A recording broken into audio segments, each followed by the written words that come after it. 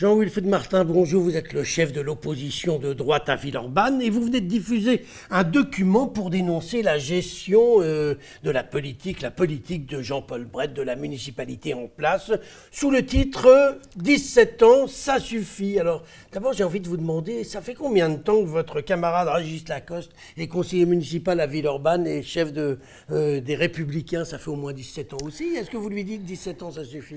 Bonjour Monsieur Angèle. Bonjour. Effectivement, donc, nous avons diffusé une nouvelle plaquette pour faire le contre-bilan de Jean-Paul Brett. Alors quant à Régis Lacoste, il est élu au conseil municipal depuis 2008, donc vous lui excuserez. Bon, alors Jean-Claude Gaudin, voilà. Jean-Claude Gaudin, ça fait quand même nettement plus de 17 ans qu'il est maire de Marseille. C'est pas faux, après c'est à lui de voir. Voilà. Mais maintenant, nous estimons qu'à Villeurbanne, avec un élu qui est présent au conseil municipal depuis 1977, je vous rappelle que je n'avais que 4 ans à l'époque, ça commence à faire aussi pas mal. Bon, vous dressez un bilan, parce qu'on est là pour parler du bilan que vous dressez, en tout point calamiteux. Puisque quand on parle de sécurité, d'éducation, de fiscalité, vous dites que le bilan est catastrophique. Comment vous expliquez que Villeurbanne attire de plus en plus d'habitants, puisque cette ville grandit toujours depuis des années? Eh bien, effectivement, Villeurbanne attire de plus en plus d'habitants. On est à passer la barre des 150 000 habitants au dernier recensement. Mais c'est lié au fait qu'on n'arrête pas de construire à Villeurbanne. Où est le cadre de vie? Où est le développement des espaces verts? Je vous rappelle juste que dans le futur plan local de l'urbanisme et de l'habitat qui est en cours de validation, qui sera effectif au 1er janvier 2019, on augmente la superficie en espaces verts de la ville de 0,3%. On va passer de 18 à 18,3%. J'estime qu'à un moment donné, il faut savoir aussi mettre le frein sur les constructions et pouvoir offrir un vrai cadre de vie agréable aux habitants.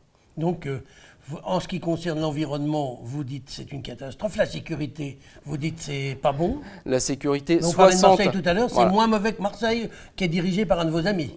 Je vous avouerai quand même, on a quelques cas de règlement de compte dans la ville, mais on a surtout 60 points de drogue recensés par la police nationale, avec seulement 34 caméras de vidéosurveillance qui vont être installées au 1er juillet.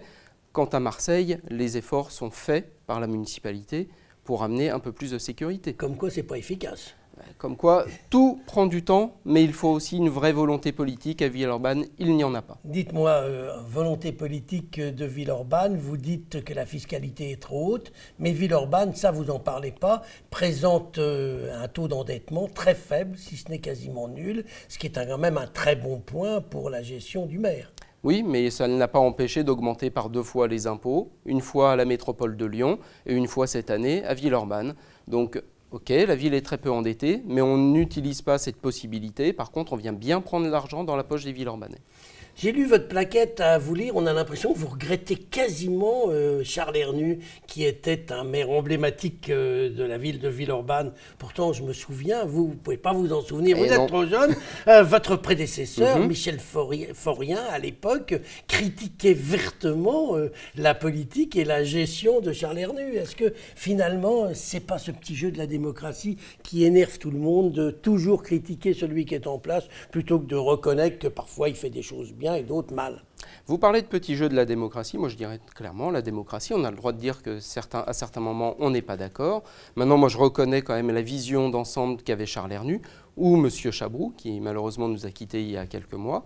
On a le droit de reconnaître d'ailleurs même que Jean-Paul Brett fait des choses intéressantes.